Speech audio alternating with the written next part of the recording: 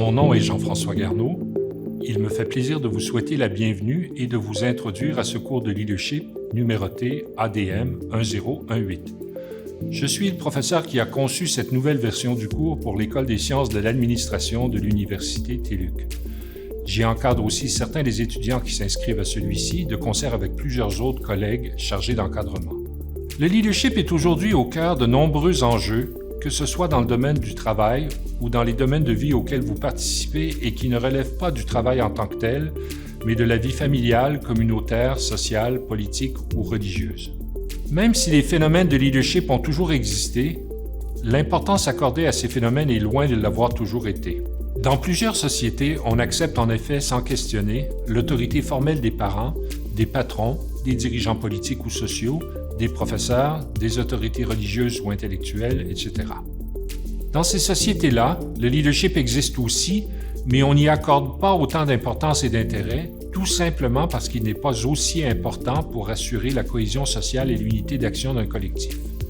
On peut se fier pour cela au respect traditionnel pour l'autorité ou au charisme des personnes en position de direction. Nos sociétés modernes diffèrent de ces sociétés-là par le fait qu'on y accepte beaucoup moins et sans esprit critique les commandements que certains peuvent vouloir donner à d'autres. On questionne beaucoup plus volontiers qu'ailleurs ou qu'à d'autres époques l'utilité, la légalité et la moralité des ordres qu'on nous donne. On ne vous voit par ailleurs presque plus personne, ce qui signifie entre autres que de moins en moins de personnes dans notre société se font donner un chèque en blanc en matière d'autorité formelle.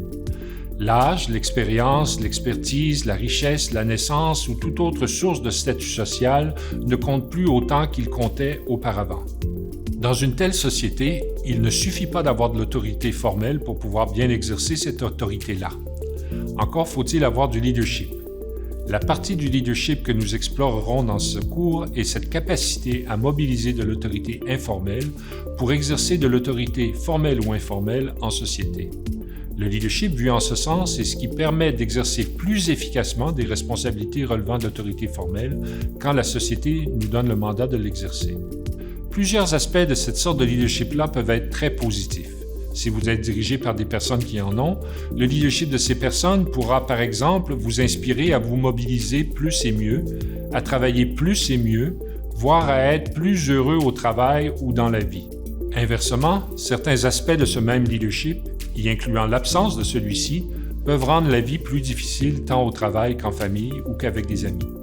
Ces problèmes de leadership auront alors pour effet de vous démotiver dans l'exercice des activités collectives où ces problèmes de leadership se manifestent.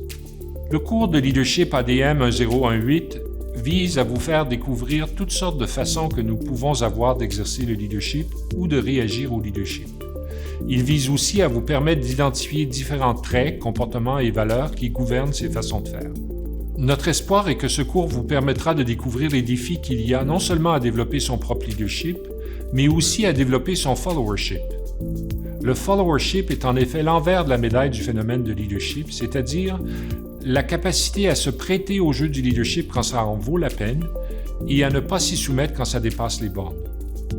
Notre espoir est que ce cours vous aide à développer parfois de l'appréciation, parfois de la critique et toujours de la compréhension pour les forces et faiblesses de votre propre leadership et followership, ainsi que par rapport aux forces et aux faiblesses du leadership d'autrui ou du followership d'autrui.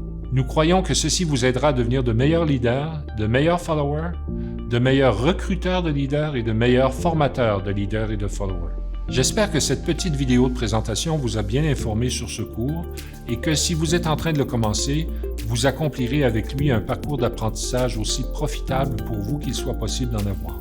Je vous souhaite surtout de belles découvertes, que ce soit pour mieux nommer des choses que vous connaissiez déjà ou carrément découvrir des nouvelles facettes de la réalité humaine. Parmi ces nouvelles facettes, certaines vous concerneront plus personnellement que d'autres et ajouteront à la connaissance que vous possédez déjà de vous-même. D'autres, en revanche, vous feront découvrir des personnalités ou des façons de se comporter fort différentes des vôtres. Tentez surtout de profiter de ces deux types de connaissances non seulement pour vous améliorer et améliorer autrui, mais aussi pour vous accepter mieux et accepter mieux par le fait même les différences que vous avez avec autrui. Bienvenue donc encore une fois dans ce cours de leadership.